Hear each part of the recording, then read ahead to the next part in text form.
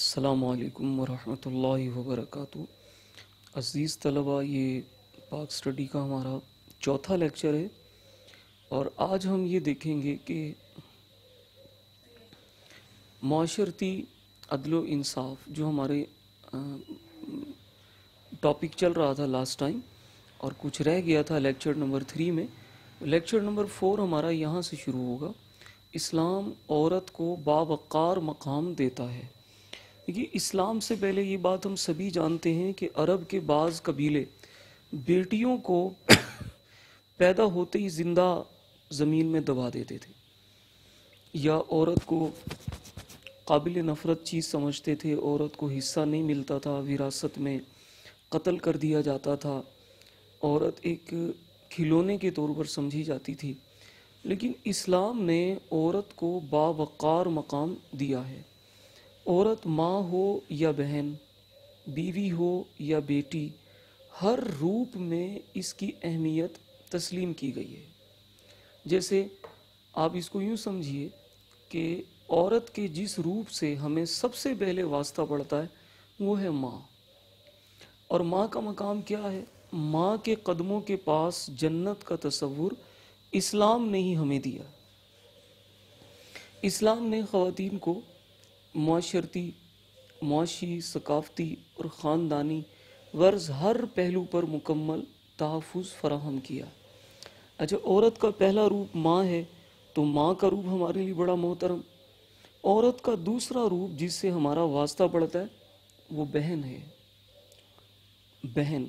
اور نبی کریم صلی اللہ علیہ وآلہ وسلم آپ کی کوئی سگی بہن تو نہیں تھی، لیکن آپ نے حلیمہ سعدیہ کا دودھ پیا تھا تو ان کی ایک بیٹی تھی شیمہ، یہ حضور صلی اللہ علیہ وآلہ وسلم کی دودھ شریک بہن تھی، تو نبی پاک ان پر بڑی شفقت فرماتے تھے، ان سے بڑی محبت کرتے تھے۔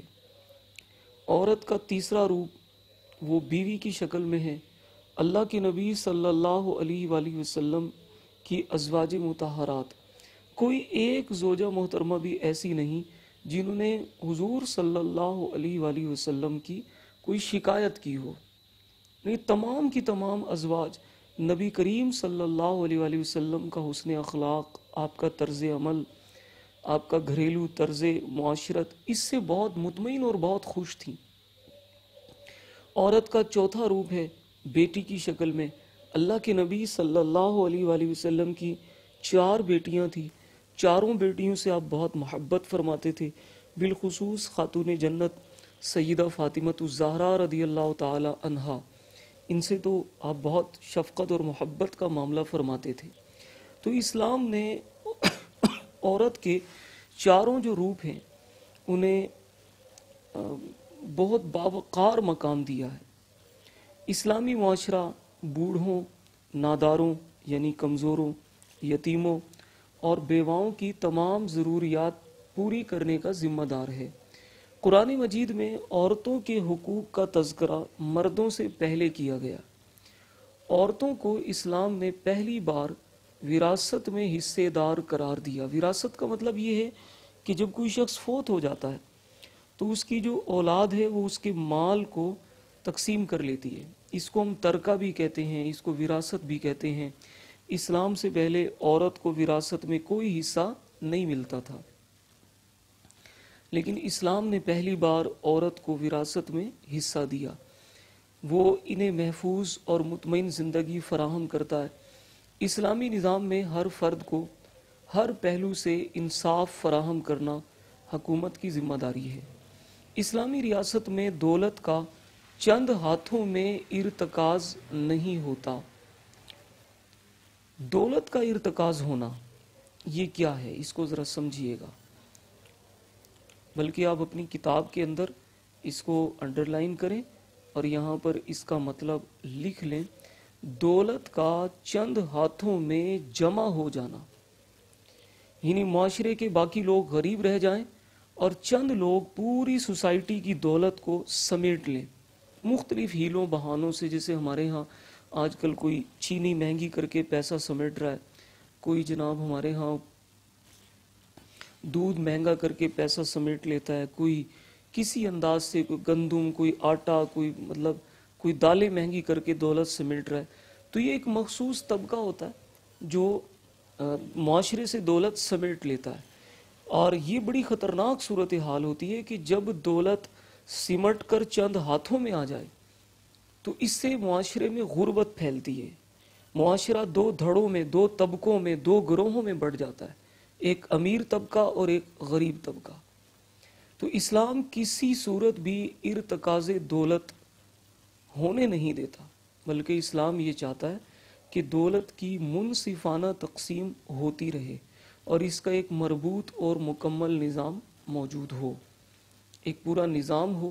جیسے اسلام میں اس کی مثال دے دیتا ہوں، ایک مربوط اور مکمل نظام.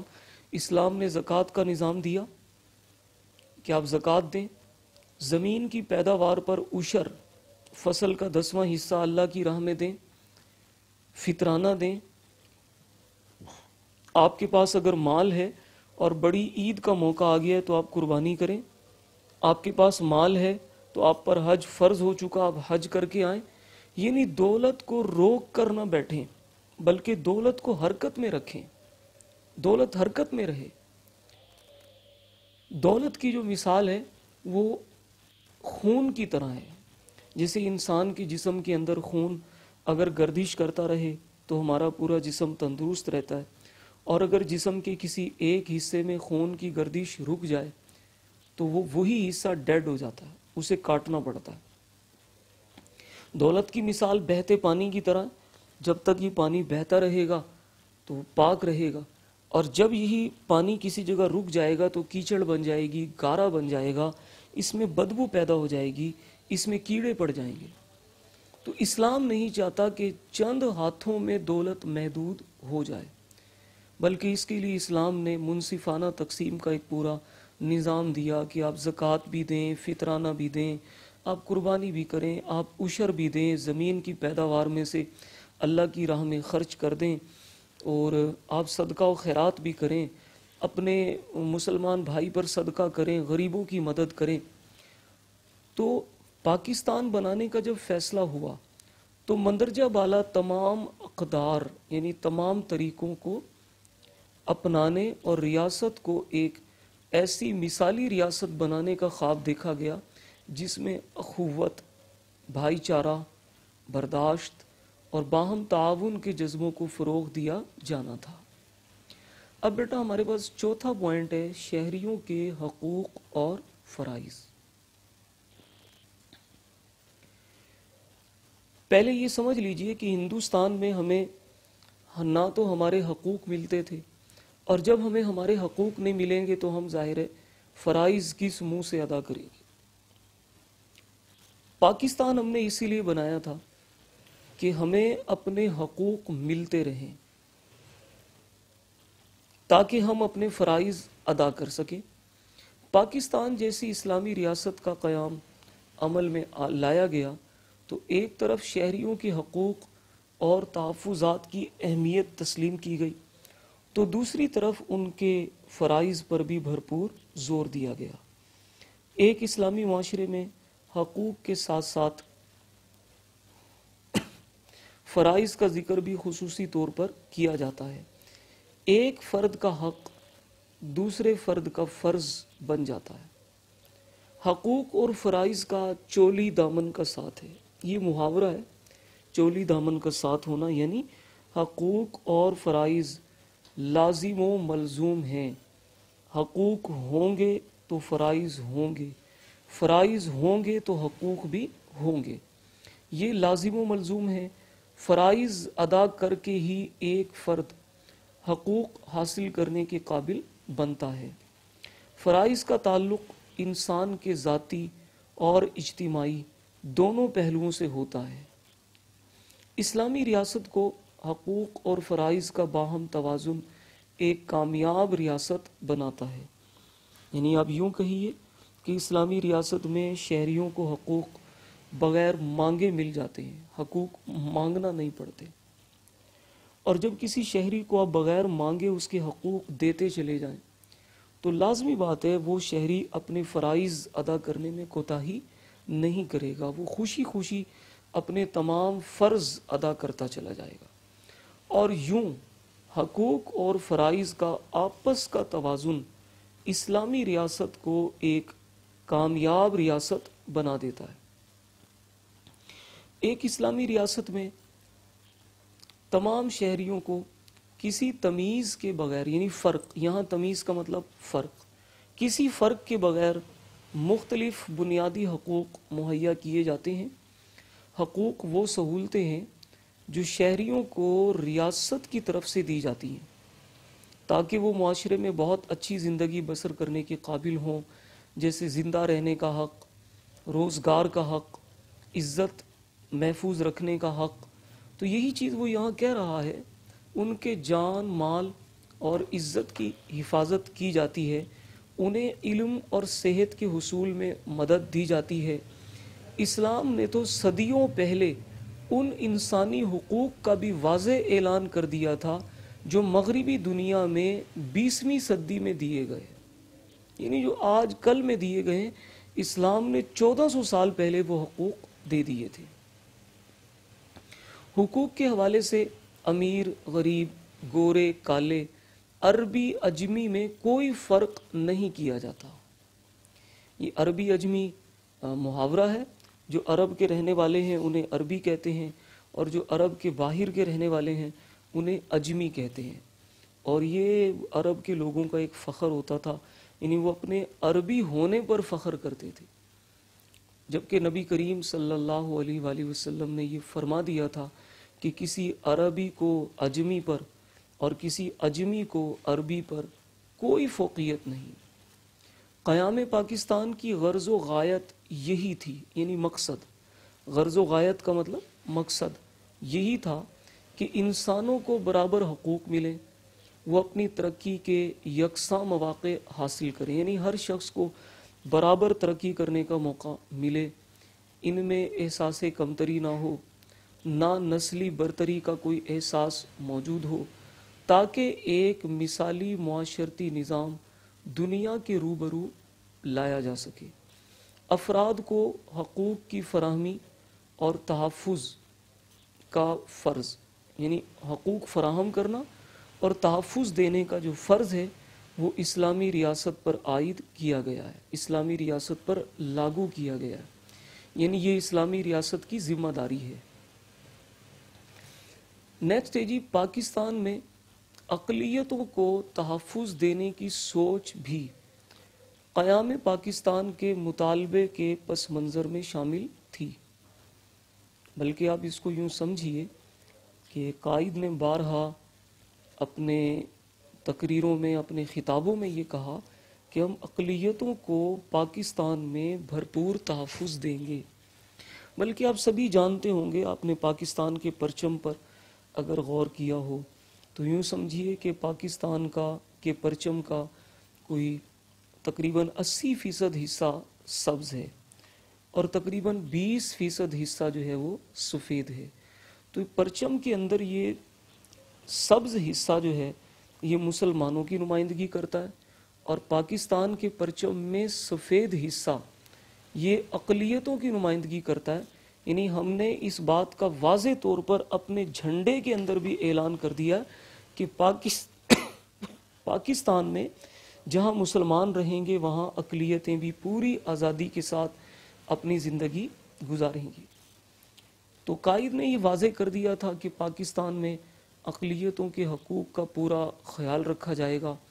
اسلام کسی صورت میں بھی یہ اجازت نہیں دیتا کہ اسلامی معاشرے میں زندگی گزارنے والی اقلیتوں کے جان، مال، عزت اور مذہبی روایات کا تحفظ نہ کیا جائے۔ پاکستان میں اسلامی معاشرے کے از سر نو، یہ ذرا مشکل لفظ ہو گیا، اس کو آپ نوٹ کر لیں، نئے سرے سے یا دوبارہ کر لیں، پاکستان میں اسلامی معاشرے کے دوبارہ قیام کا خواب دیکھا گیا۔ انسانی عظمت کو نئے سرے سے اجاگر کرنے اور عدل و انصاف پر مشتمل معاشرے کے لیے اسلامی اصولوں کو اپنانے کا فیصلہ ہوا۔ قیام پاکستان در حقیقت اسلامی معاشرے کے قیام کی طرف ایک بڑا اور اہم قدم تھا، تاکہ مسلمان اپنے مذہبی اصولوں کے مطابق روزمرہ اجتماعی اور انفرادی زندگی گزار سکے۔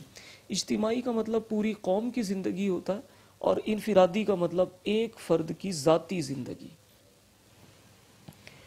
تو مسلمان ہم یہ چاہتے تھے کہ پاکستان بنائیں اور اجتماعی زندگی بھی اسلام کے مطابق ہو اور انفرادی زندگی بھی اسلام کے مطابق ہو جائے۔ جی بیٹا، ہمارا 5واں پوائنٹ ہے نظریہ پاکستان کے اجزائے ترکیبی میں 5واں جز اخوت اور بھائی چارہ۔ جی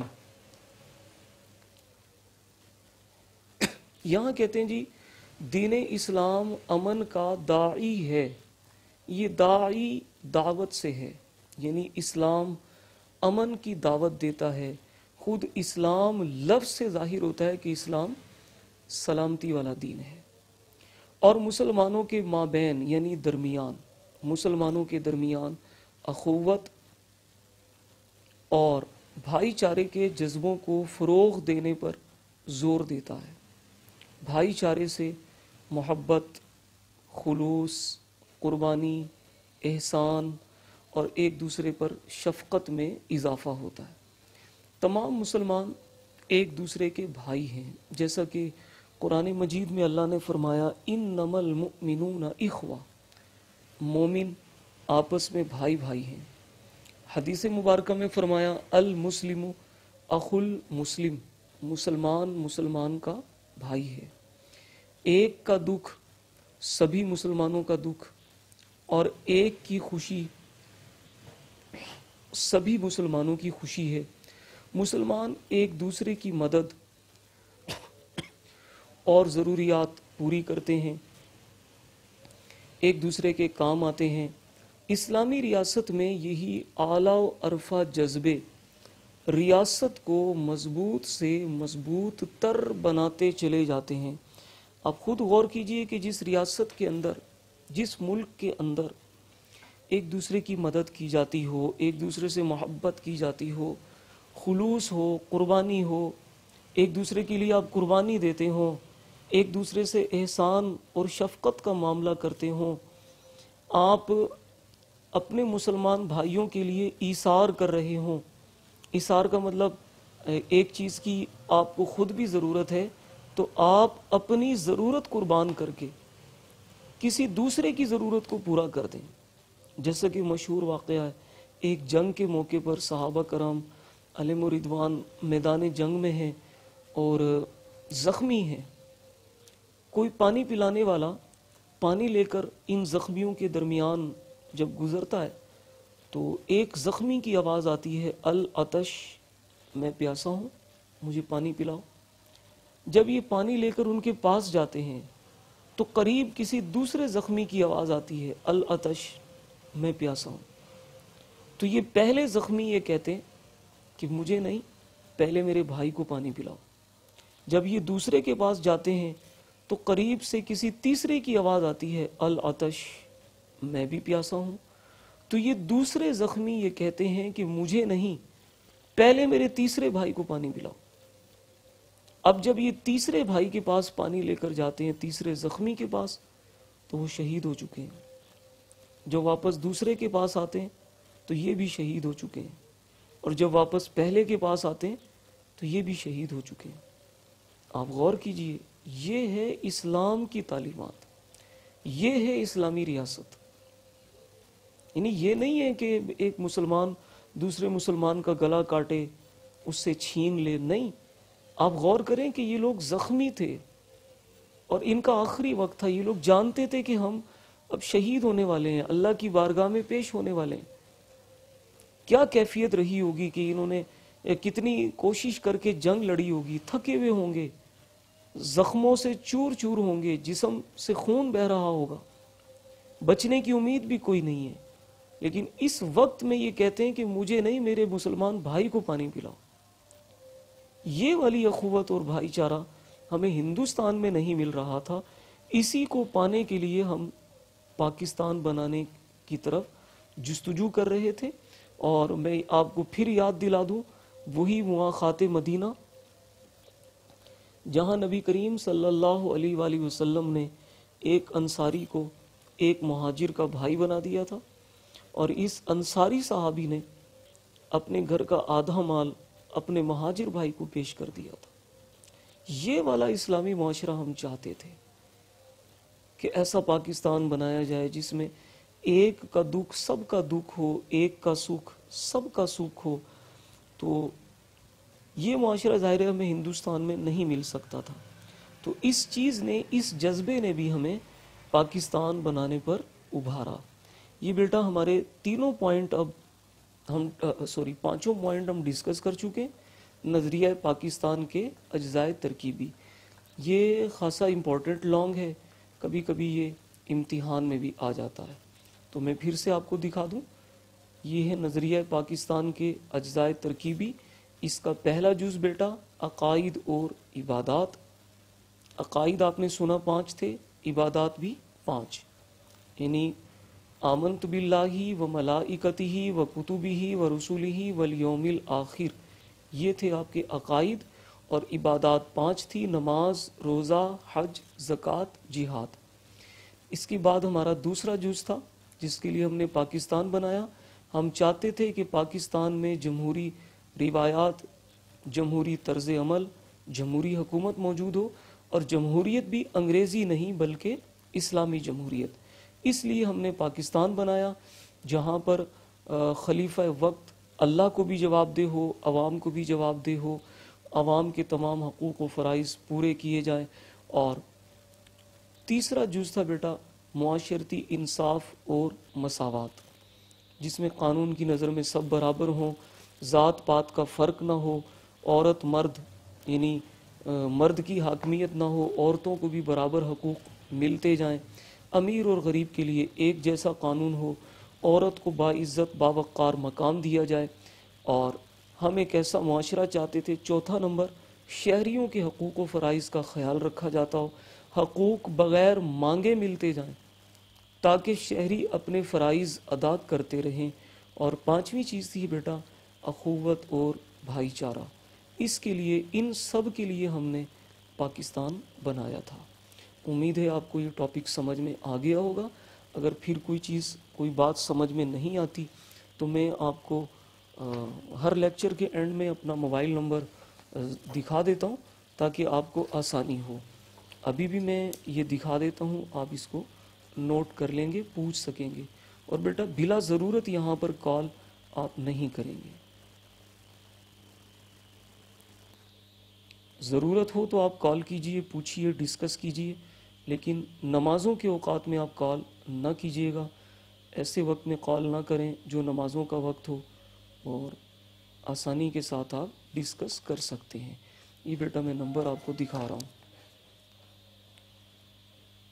یہ دونوں نمبر ہیں، آپ یہاں سے نوٹ کر کے جس کو جس نمبر پر سہولت ہو آپ رابطہ کر سکتے ہیں۔ السلام علیکم ورحمۃ اللہ وبرکاتہ۔